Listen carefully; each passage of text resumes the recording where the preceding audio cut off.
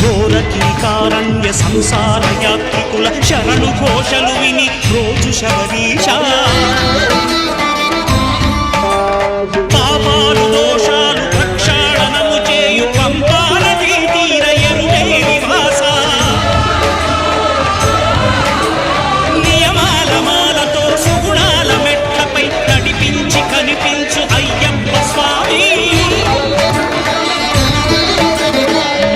సంక్రాంతి సజ్జోతివై అరుదించి మహిమలను చూపించు